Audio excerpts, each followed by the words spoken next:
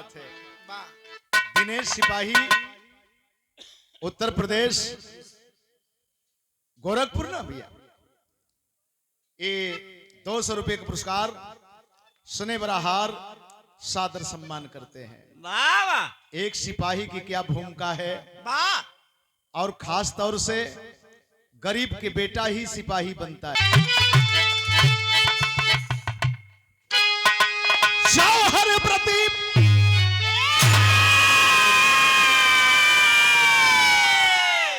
मादरे हिंद मेरा, हिम्मत भरी हर दिलेरे में है,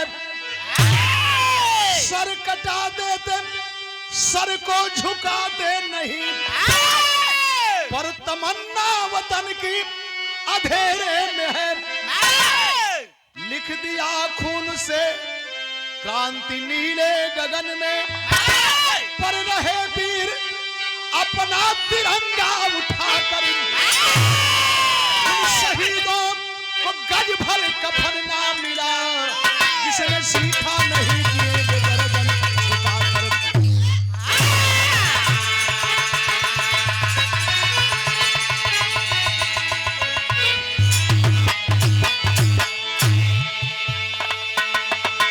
सिपाही की चर्चा, गरीब के बेटे की चर्चा, आय हाय मंच के माध्यम से एक लाइन संकेत हो राजा।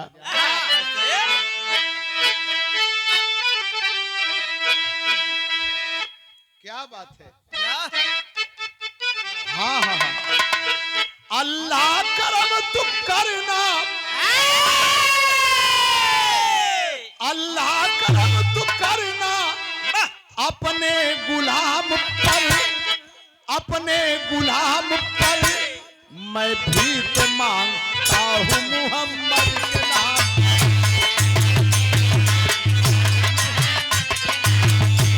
मैं भी तो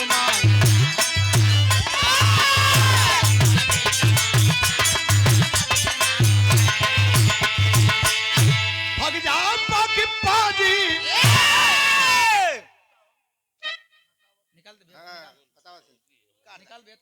भैया हिट हो गई ना, तो हम लोग जब चाहबा केहू के हिट कर देबा, केहू के फिट कर देबा। भग जाओ पाकि पाजी, ना तेरा गुजारा, ना तेरा गुजारा, हम हिंद के सिपाही कश्मीर हमारा।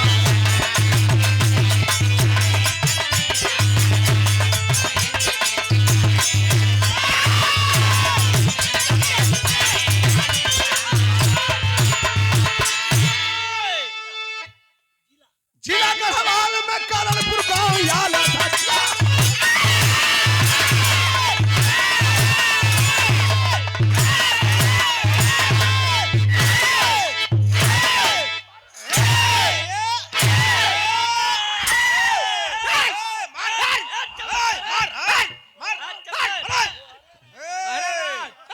अच्छा तो आज ओकर भैंस भी आती है, आ गिरा दे पाड़ी, यही से तनी जंग बढ़ गले करे। आए घरे पाड़ी, घरे भैंस जोन बा पाड़ी भी आई, कैसे वो बर्दाश्त करी। मेहरारू के रास्ता भर बतौल सर, तनी तेल दे दिए, तनी भेली दे दिए, तनी जवाइन दे दिए, तनी चाय बना के दे। हम कहने की कौने कप में पिएबा भैया, तब ले पता चल कि नहीं भैंस पाड़ी गिरा दिलस। मजगर पछतात है एकदम से, तनी रहल हो तो पड़रुआ थमले हो। क्या बात है, जिला गढ़वाल में करणपुर गांव याला था, वही शमशेर सिंह का अच्छा बोल बाला था। बेटा रहा हिम्मत सिंह फौजी जवान है, तैनात जम्मू चौकी पर भारत की शान है।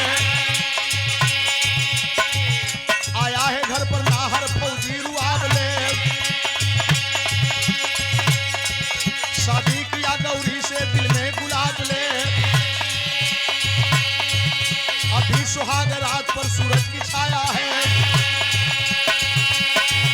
कभी सीमा सेना हर को संदेश आया है। लिखा था तार में तू जल्दी से आना फौजी, लिखा था तार में तू जल्दी से आना फौजी, ताक से दामन भारत माँ के बचाना, ताक से दामन।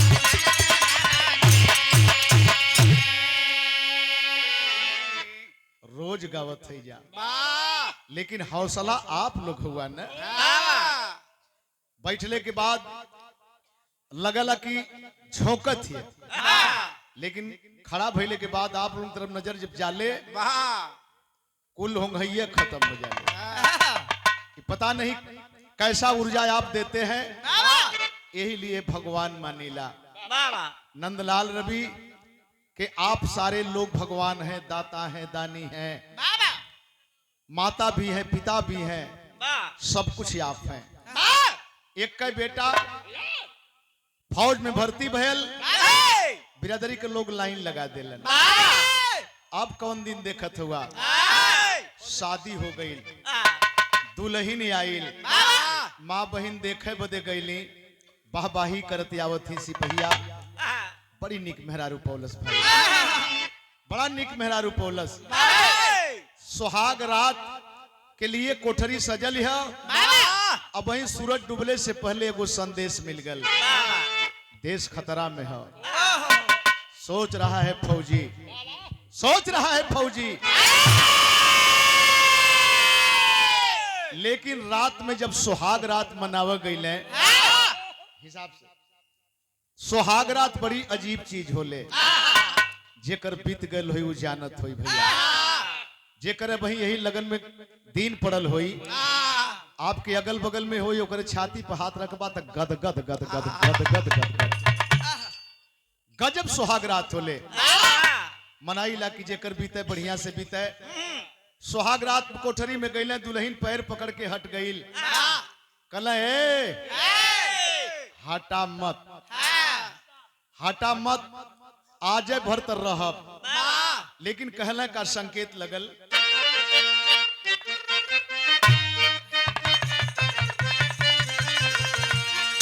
ये हमारे रांद चा का लहर है। कोरी कहतरी अब, कोरी कहतरी अब, सासु दहिया रे जमावली, कोरी कहतरी अब, सासु दहिया रे जमावली, अमृत डालली जोरनवा राधा हो, काधा मन मोहन। रतिया सुहाग वाली, रतिया सुहाग वाली, अरे फौजी मनावला, रतिया सुहाग वाली, फौजी मनावला, कस के वर्दी चली भल जवानवा पाका हो, छलक दूल्ही का जवानवा पाका हो, कस के वर्दी चली भल।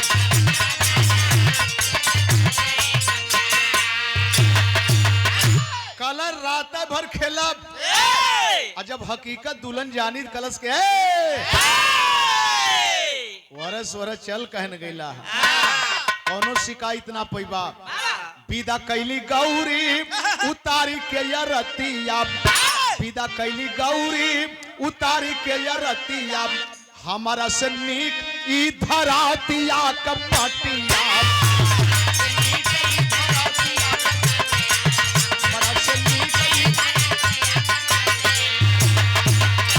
अहा तोरी के दुश्मन कै गुमानवा बाका हो, छलक दुल्ही का प्यार।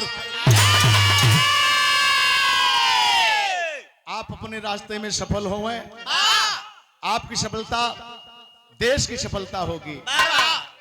सुबह हुआ भैया,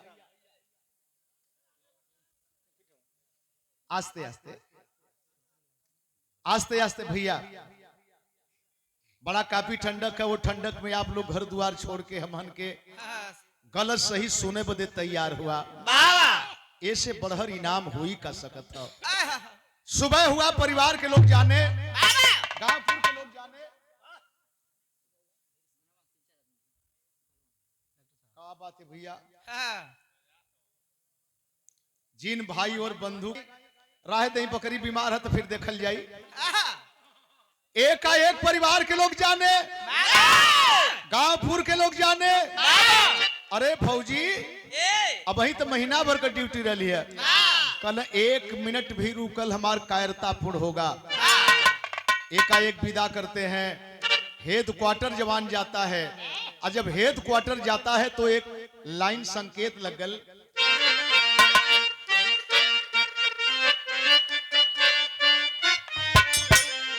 या शान मेरे दिल पर तुम्हारा है दोस्तों, ये दिल तुम्हारे प्यार का मारा है दोस्तों।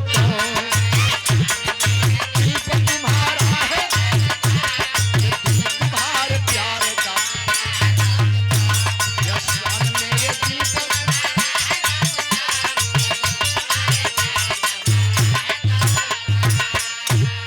आया है द क्वार्टर ले उछाही बहादुर, आया है द क्वार्टर ले उछाही बहादुर, वर्दी में सज के देश का सिपाही बहादुर।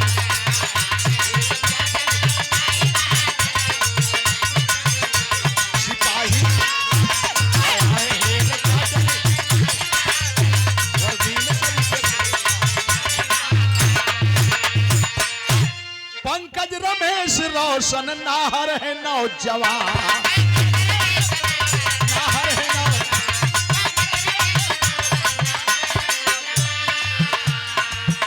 हिम्मत सिंह के जब साथ है नासिर बने तूफान, नासिर बने हिम्मत सिंह के जब चला है अपने सरहद में ऊंचाई बहादुर, चला है अपने सरहद में ऊंचाई बहादुर, वर्दी में सज के देश का।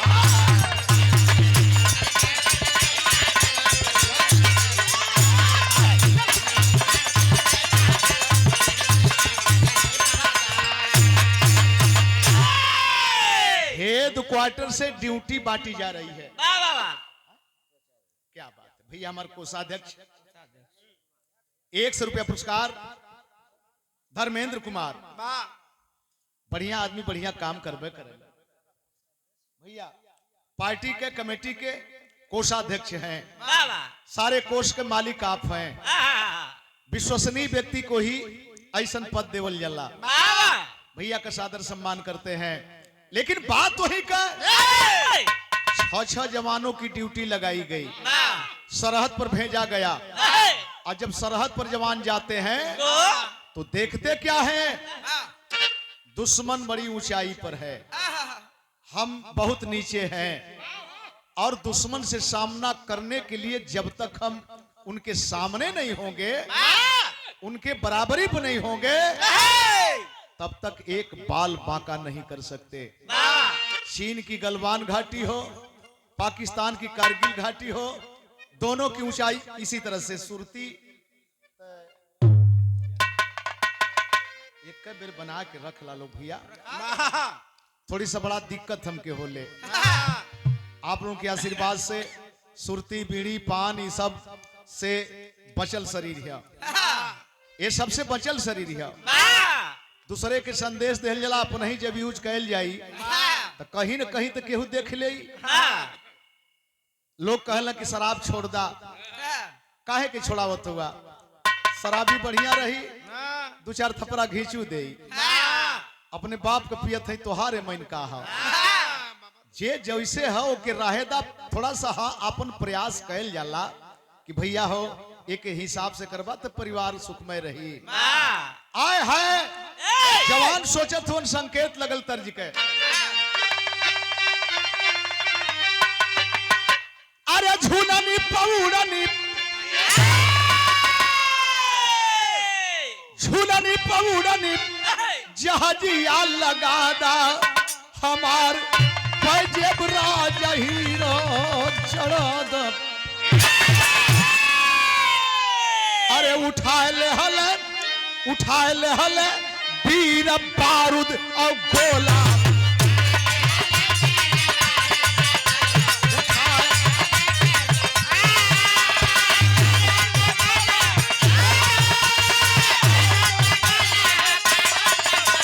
उठाए ले हले वीर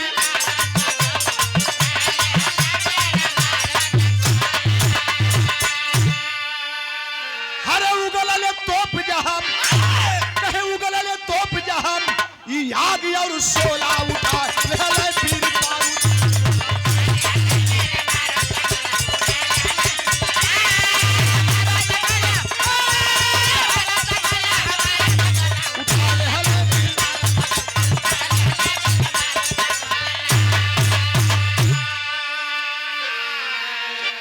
आखिरकार चढ़ाई कर ही दिए जवान, लेकिन एक तरफ से नहीं दो तरफ से, एक तरफ से 2 जवान अपनी गन लेकर के और एक तरफ से 4 जवान अपने शरीर में बारूद गोला बांध करके। भैया हमार रामा राम धर्म पत्नी विंध्याचली के तरफ से देवी हैं, ऐसा हूं देवी हैं वैसे भी।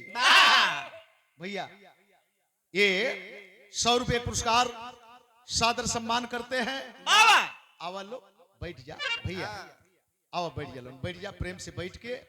बड़ा ठंडा लगत है बहरवा इतनी पर जहू लायक ना है।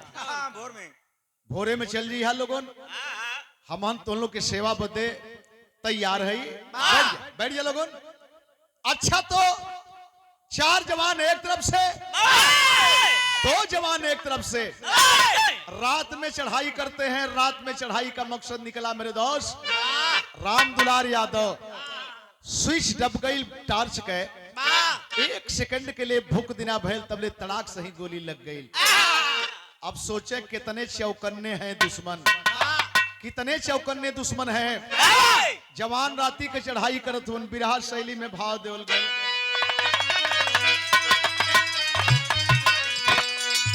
अरे जवनिया जौहर ज्वाला बन गई, जवनिया जौहर ज्वाला बन गई, निकले वतन यान से लाल लहू का प्याला।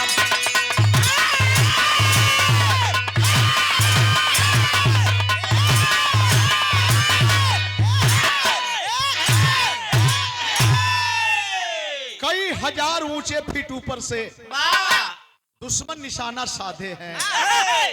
देखे हैं 4 जवानों को जो पीठ पर गोला बांधे हैं। दुश्मन की गोली निकल पड़ी, दुश्मन की गोली निकल पड़ी। माता की ममता सिहर उठी, 4 जवानों की लाश खूनों के अंदर लसर उठी। ये जिला दिया था। एक ठे आवे तबले एक ठे सूचना मिल गई कि वो आवत हुए। ये फौज के रिटायर भूतपूर्व सैनिक स्नेह बराहार 200 रुपए का पुरस्कार। जय हिंद, जय भारत, जय समाजवाद, नमो बुद्धाय करते हैं। सीमा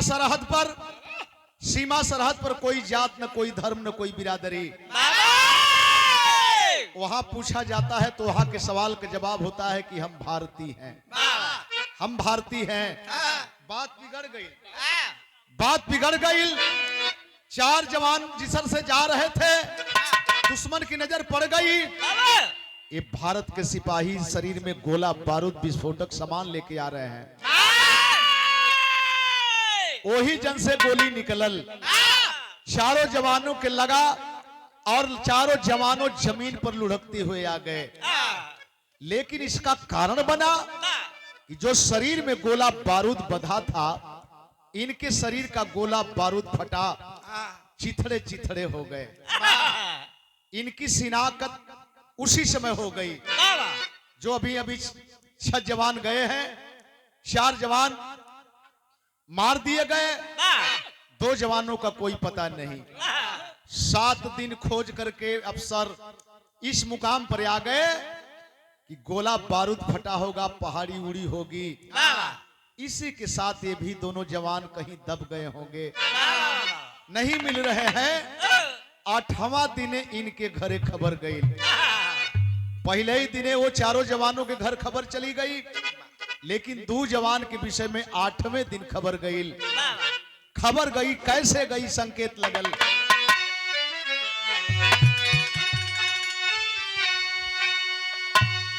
अरे माई सिखवली ना, माई सिखवली न सहुरव जनाला, सिंदूरावा ए दुल्हा धीरे से डाला।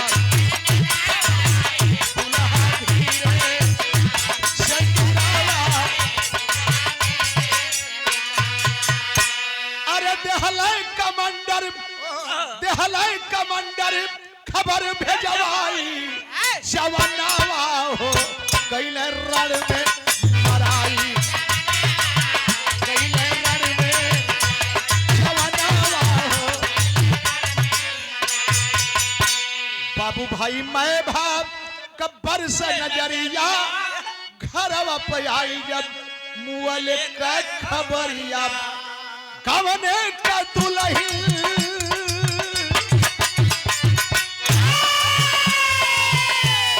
कवने का दुल्हन रोवाली बिला खाई सजनावा हो कैले रण में मराई कैले रण में सजनावा हो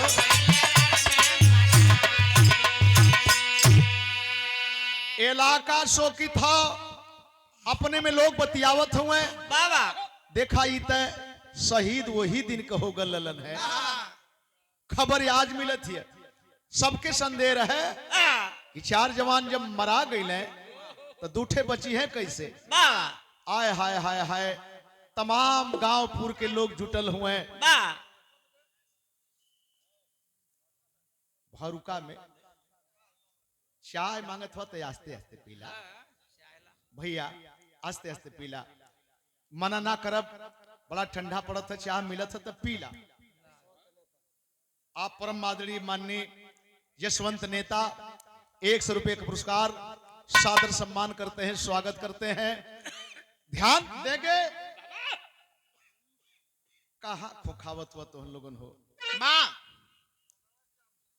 हाँ बड़ा दूर से भी लगे ले पता नहीं कहा से आ जाला आखिरकार माई बेटवा बदे रोत है बाबू बेटवा बदे रोत हुए गांवपुर के लोग हाय हाय कैले हुए तमाम गणमान्य लोग दरवाजे पर हुए कि लाश मिल गई हो तो तनी कुछ दूर ले जाती जा कुछ दूर ले जा करके जवान की विदाई देहल जात दुर्भाग्य हो कि लाश ना मिलल हर 1 दिन 2 दिन 3 दिन 4 दिन बहुत बड़ा अछूता रोग है समाज में लग गल बाबा मतारी के लग गल और जब अछूता रोग मतारी के लग गयल तो कह रही है रो रही है लेकिन बक रही है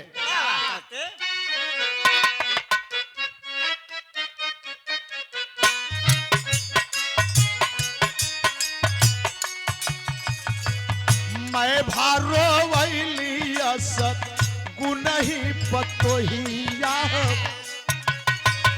मैं भारो वैली असत गुनही पतोहिया पहलस मर पागियाऊ जार हो मैं गुनही पहलस मर पागी मार गरिया घर में चाहे पपीनिया हो मार गरिया घर में चाहे पपीनिया हो पहले बा घरवा से सारी हो मार चाहे पहले बा घरवा से मार गरिया घर पहले बा घरवा अभी आए थे आपके सामने परम आदरणीय माननीय हमारे राम निवास यादव कवि जी बतौली कि विदेश में भी सम्मान अपने देश में सम्मान बाबा किताबें लिखने का काम करते हैं बिरहा तो लिखते ही हैं लेकिन उसके साथ साथ किताब लिखल काम करलन उनकी लिखी हुई बिरहा गाया मैंने शूटिंग कराया जज्बा पकड़ लेलस फौजी की जिंदगी कौनो घर बाकी ना हुई कोनो भाई बाकी ना हुई है फौजी की जिंदगी सुने से और फिल्म वाले भी नकल किए अच्छा हो गया फिल्म वाले भी नकल किए लिखने वाले भी नकल किए गाने वाले भी नकल किए केहू का कौनो चीज नीक लगेला तो केहू गा सकत हो नंदलाल भी आजाद है आप कुछ गावे अच्छा लगा तो अपना ले मतारी अनर्थ कह देहलस मतारी अनर्थ कह देलस सास ओकर अनर्थ कह देहलस केस पकड़ के जबरी घसीट के घर में से बहरे कर देलस अब तेरा इस घर में कोई नहीं है तू तेरा घर में कोई नहीं है, बाबा अरे ततया के हमार घर में उजियार देली। आय है पूरा गांव जुटल है मर्द मेहरारू, केहू का हिम्मत ना परत है कि परिवार के कह देहल जा कि एकर का दोष है, एकर का दोष है। गौर करेंगे जब घर से निकाल देहलस तो भैया ये सबसे बड़ा अछूता रोग है। कहीं कहीं देखे कि मिलल कि दू ठे लड़का हुए, लड़कवन के लेके दूसरी जगह चल गई। बाबा दोनों तरफ ही घटना है। कहीं कहीं पता चलल कि अब वही एको बाल बच्चा ना हुए, कुल पैसा पौलस औरत और पैसा लेके निकल गई। बूढ़ा माई बाप परेशान तरसत रह गई। हमार बेटा तो चली गल, बेटा के कुल हैसियत भी चल गई, ये घरों में ना है। तई दोनों तरफ से अछूता रोग के हटावे के काम करे के पड़ी। आय हाय हाय हे जैन का भयल, दुआरे भीड़ जुटल हिया, दुल्हन रोवत हिया, पल्लू हट गल चेहरा से, जे ना देखले है वो देख लेहलस। आय हाय हाय हाय, एकर का दोष है? ई ठीक ना होता, ई ठीक ना होता, लेकिन केहू को हिम्मत ना पड़े कि कह देहल जा।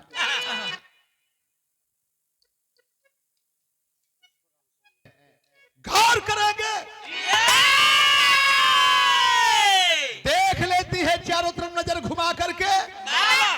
आय हाय, केहू भी मुंह खोले के तैयार ना बा। नजर घुमा के सब छुपा के एहर कैले। सब धीरे धीरे लोग जाए लगले, और जब जाए लगले समझ गई कि मेरी मदद करने वाला कोई नहीं है, तो नंगे पांव वही तरह के चल देहलस। सोचे चल देहलस, नैहर में जाई बहु जनता ना होई, बहनियौरे फुफुओरे जाई बहु जनता ना होई, चली कहीं जान दे दे, यह सोचत रोवत कुछ दूर गईल। गईल कहवा?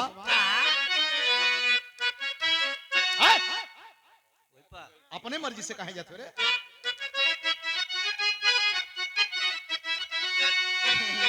उधमपुर में पहुंची एक बुढ़िया मड़ैया में, अरे दई दसराना माई विपत बोलैया में, रनवा में मारल गई हमारो सजाना, रनवा में मारल गई हमारो सजाना, हो गई से ढूराली लाल हो, रनवा में मारल गई हमारो सजाना, रनवा में मारल, रनवा में हो गई। अपने गांव से बहुत दूर अपने स्टेशन पर पहुंच गई, रेलवे स्टेशन पहुंच गई। इस सोच में पहुंच गई कौनो गाड़ी आई कट के अपन जीवन समाप्त कर दे, न जियब न ताना सुनब। और तब तक स्टेशनवा के पहले ही, स्टेशन के पहले ही कुछ झुग्गी झोपड़ी लगा के जीवन यापन करे बदे गरीब समाज आए है। एक झोपड़ी के सामने एक बुढ़िया दिखाई दी। मेजर साहब उचित काबर उनकर वर्दिया होले, बिरहा रहे जम्मू स्टेशन के बगल में, और जनता से ज्यादा फौजी रहले, जनता से ज्यादा फौजी रहले। और इतनी बड़ी इज्जत किए मेजर साहब, इतनी बड़ी इज्जत किए, वो लोगों का भाषा बल्कि हमन झटके से ना समझ पाई। हमन का भाषा कैसे समझे? कहना कि ये वही कलाकार है ना, ये वही कलाकार है जो फौजी की जिंदगी गाया है। एक ठे गौले रहली जो हथवा कटगल विपुल के। गौर करेंगे, एक स्थान रखा, पकड़ा गई, दूसरे मिजाज से पकड़ा गई। पार्टी आइल, मुर्गा देहलस बना के, दारू दे देलन। आज जब दारू रहे ठे ललची रहे, वो पिए के पियबो कैला, थोड़ी सा बच गल तो ही बेगवा में रख ले। अब जब स्टेशन पर गए तो भल की सबकर सामान चेक हुई, मशीन पटवा पर धरा। जब वो बेग गए तो टो टो आवाज आवे लगल, बोलावा भैल किसका बेग है? और जब वो हर गयल गल तो देखते हैं कि तो फलाने का बेग है। का बात है? निकाल के सीसी कहला कि देखिए ये दारू लेके जा रहा है। लेकिन तमाम फौजी सुनले वहां लोग आ गए, कल नहीं छोड़ो छोड़ो जाने दो, ये रास्ते में पिएंगे खाएंगे, ये गाने बजाने वाले हम कहीं पियब ना साहब, बल्कि तो हने लोग रखवा दा, नहीं तो एजें तो मिल गया छोड़ा देला बिचवा में केहू ना छोड़ी तो फिर हम जाई तो जइबे करी। बड़े जज्बे है, बड़े जज्बे में जवान रहते हैं। आए हाय तेवने पर घुस बैठी कैसे घुस जाते हैं, गार करेंगे। बुढ़िया को देख करके बिलक करके बोली कि माँ एक घुट पानी पिला दे, माँ एक घुट पानी पिला दे। दौड़ के बुढ़िया गई अपने झोपड़ी में से जग में पानी लेकर के आई, एक और पानी पिया था, एक और टप टप टप टप आंसू चलत था। पूछ रही है बुढ़िया क्या है बेटा, हकीकत का बयान जब करती है तो बुढ़िया बड़ी गर्वित है, दुख तो है, लेकिन जब इस बात को कहती है कि ये माई हमार सिंदूर धोआ गयल, अब हमार जियल व्यर्थ है, चलब कोनो गाड़ी आई कट के अपन जीवन लीला समाप्त कर दे। है तो गरीबनी बुढ़िया, लेकिन उबल पड़ी, कही की बेटी अब तक तो मैं समझ रही थी कि तू शेर की परिवार से हो, तुम्हारा पति शहीद हो गया, तू शहीद की बेवा है, लेकिन तेरी सोच सुनकर के मुझे गलानी आ रही है। तेरे पति की चर्चा तो होगी, लेकिन तुम्हें मर जाने के बाद लोग ठोकर मारेंगे, गज भर कफन नहीं देंगे। ये भाई हम देखा कली ना, सुन मेरी बात। अरे तू अपने पति को कौन सा सिला देने जा रही है रे पगली, अपने पति को कौन सा सिला देने जा रही है। आय हाय हाय, तू एक शहीद की बेवा है, बुजदिली की तरह काम मत कर। कल माई तब हम जाई कहा, हिम्मत देखे। बुढ़िया कलश की बेटी तू मेरे झोपड़ी पर रह, मेरे झोपड़ी पर कहीं नहीं जाओगी। और ये भी सुन ले कि मैं करती क्या हूँ, इसी स्टेशन पर भीख मांगती हूँ, जीवन यापन करती हूँ। एक रोटी पाती थी पूरा खा जाती थी, अब एक रोटी पाऊंगी तो हम दोनों आधा आधा खाएंगे। एक शहीद की बेवा एक बुढ़िया के झोपड़ी में रहने के लिए तैयार हो गई, लेकिन ये जैन के बात यही जन छोड़े। अब तनी से चले फिर कारगिल पहाड़ी की तरफ, जहां से दोनों जवान गायब हुए। क्या हालात है,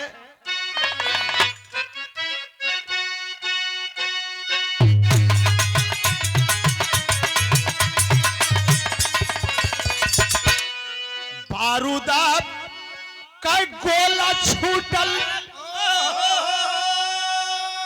बारूदा का गोला छूटल, अरे धुआं घूले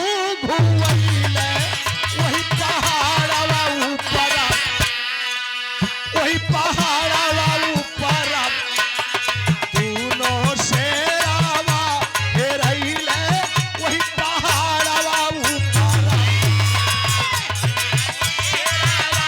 हेरैले वही पहाड़वा,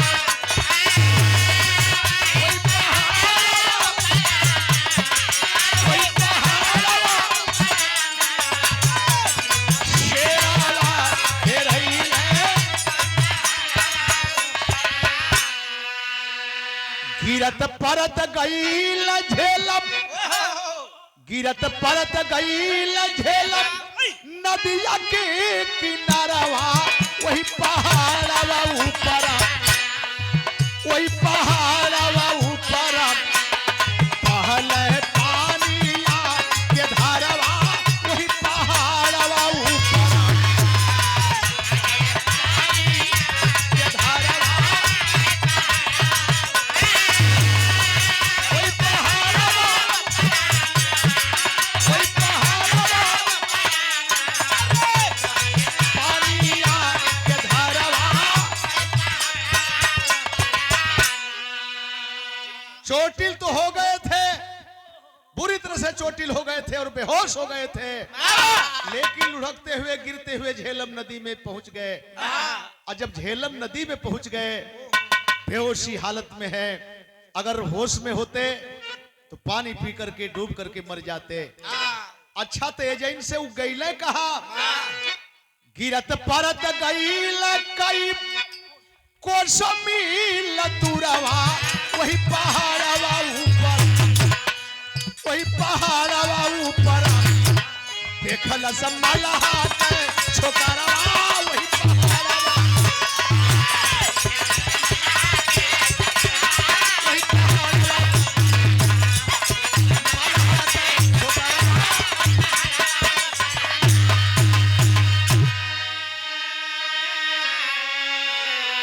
कोई आगे है, कोई पीछे है, कोई आगे है, कोई पीछे है।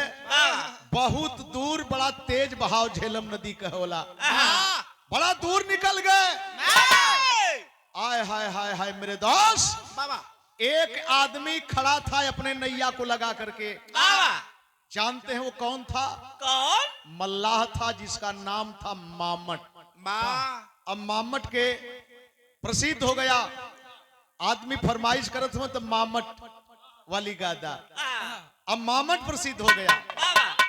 मामट मल्लाह देखा ये फौजी पानी में बहते हुए आ रहे हैं, ये जिंदा हैं या मर गए, देखने में तो भारतीय लग रहे हैं। मामट मल्लाह रुका नहीं, मामट मल्लाह रुका नहीं। जब मामट मल्लाह नहीं रुका तई ना रुका वाली अखे तरजिया लगेली है बहादुर।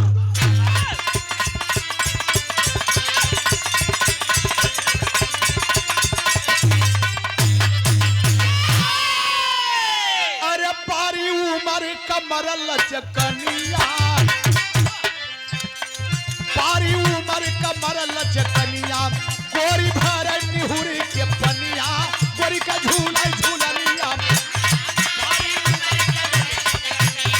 गोरी भर निहुरी गोरी का झूला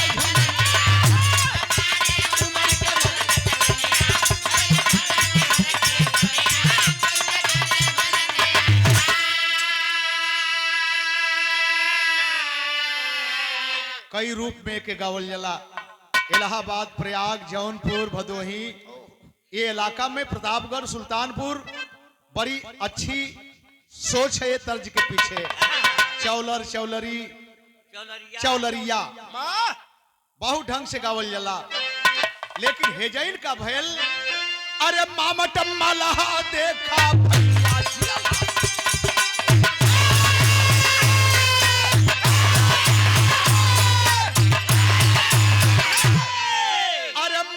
मल्लाह देखा भैया, वही समाइया हो पटोहिया,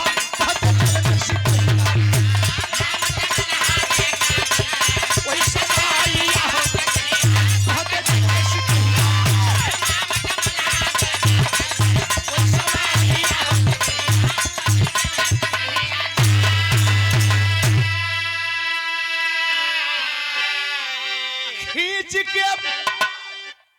खींच के उन्हें किनारे लाया, जीवित लाश दोनों की पाया, जीवित लाश दोनों की पाया। कुछ दिन रखा पास में भाई, कुछ दिन रखा पास में भाई।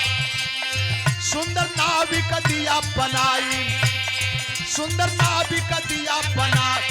लगा घाट रात में ना हो, लगा घाट रात में ना हो, ले उछाहिया हो पटोहिया, भद्र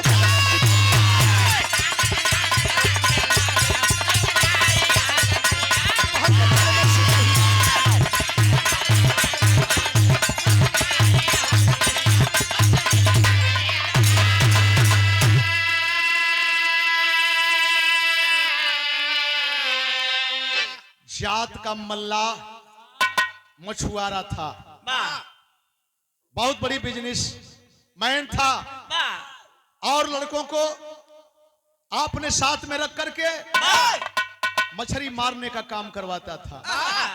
दोनों को लादा, बाहर किया, एहसास होने लगा कि दोनों अभी जीवित हैं। हॉस्पिटल में ले गया, हॉस्पिटल में दवा होने के बाद जब दोनों के दोनों अच्छे हो गए, बेड पर उठ करके बैठे, तो दूर से ही मामट मल्ला बोला, बोलने का नहीं, बाहर निकलो। और जब दोनों जवान बाहर निकलते हैं तो मामट मधुर हास में हंस रहा है। भारतीय हो ना, भारतीय हो ना? हाँ भैया, हम भारतीय हैं। जिंदगी जीना चाहते हो या मरना चाहते हो? कौन कहेगा कि हम मरना चाहते हैं? देख लो, तुम्हारा भारत उधर है, पाकिस्तान उधर है, ये चीन का बॉर्डर है बहादुरों। और चीन के बॉर्डर से निकल के बच के चला जाना अब तुम ही जान सकते हो। एक काम करो, एक काम करो, मेरा साथ दो। पैसा नहीं दूंगा, खर्चा दे दूंगा, कपड़ा दे दूंगा। पैसा लेकर के ही क्या करोगे? हरता क्या नहीं करता। यस कर लिए दोनों जवान, और कुछ दिन तक उसके साथ में नाव चलाने का काम किए। अच्छे चालक बन गए। जब नाव के अच्छे चालक बन गए, एक दिन बैठ करके दोनों जवान आपस में तर्क वितर्क कर रहे हैं। हमें लज्जा नहीं आती है, हम भारत के जाबाज सिपाही हैं। बाबा साहब डॉक्टर भीमराव अंबेडकर ने कहा था, 100 साल जिल्लत की जिंदगी से बेहतर 100 दिन इज्जत की जिंदगी जी लेना। और हम भारत के फौजी सिपाही, हम जिल्लत की रोटी खा रहे हैं। लानत है ऐसी रोटी को। आज रोटी नहीं खाएंगे, अपना काम करेंगे। और दोनों के दोनों रात में बिफोर नैया दौड़ाए। आय हाय हाय, बहुत दूर निकल गए। और जब बहुत दूर निकल गए तो हुआ क्या?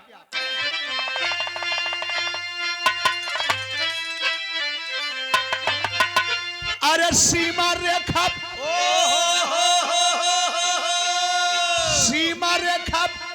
पार की हम जोली होली खूनों की, चलाए दिया मामट दोनों पर गोली होली खूनों की। मामट मल्ला की नींद टूट गई। सीमा रेखा के पार ज्यों ही इनकी नैया पहुंचती है, तब तक अपनी नैया दौड़ा करके साध करके अपने गन से गोली मारा। पंकज के छाती में गोली लगी, नाव में तड़पने लगा। लेकिन गोली की आवाज, जुट गए भारतीय तटरक्षक, आवाज रात में सुन के हम पंकज की लाश लोहू में नाचे, देखी के माथा ठन के हम। अरे हम हिम्मत सिंह कहा भेदवा खोली होली खूनों की। हम हिम्मत सिंह कहा भेदवा खोली होली खूनों की। गूंज उठी तब इनकलाब की होली होली खूनों की।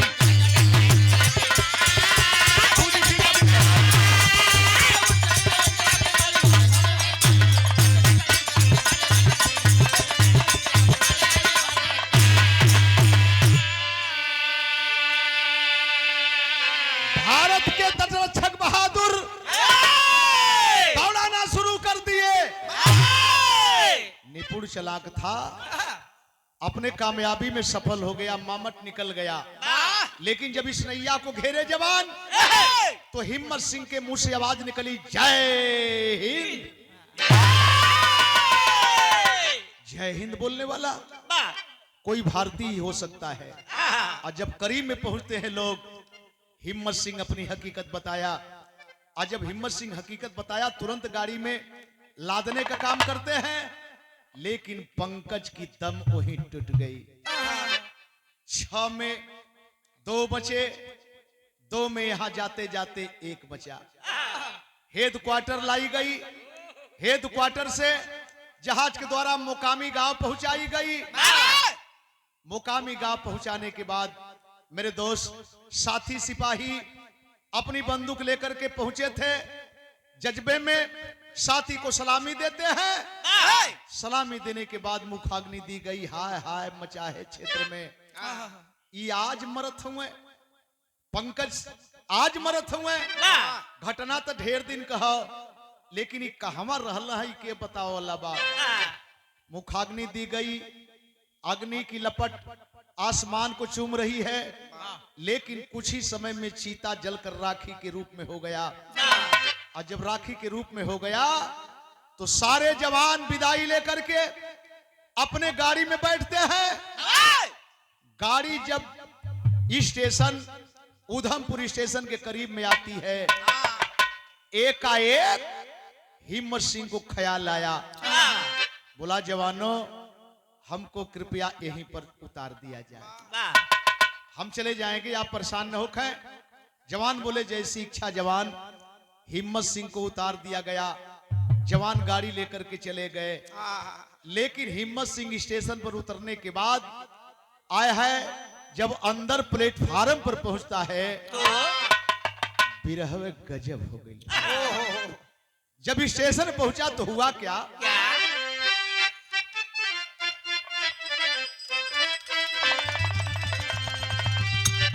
हर मितवा कहे मितवा कलसिया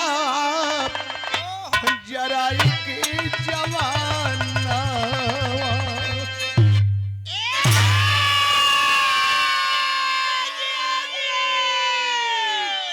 उधमपुर पहुंचे स्टेशन नवा की हो,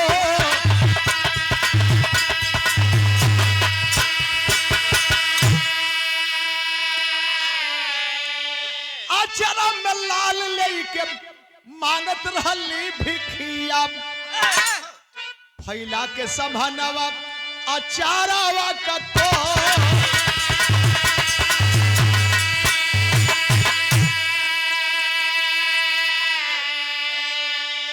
गौर करेंगे बिरहा के भावार्थ पर।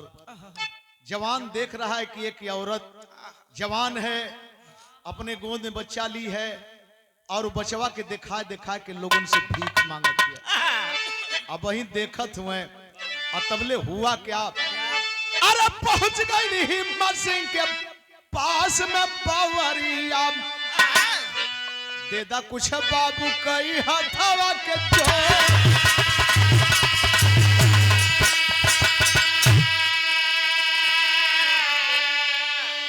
तब तक नजर पड़ी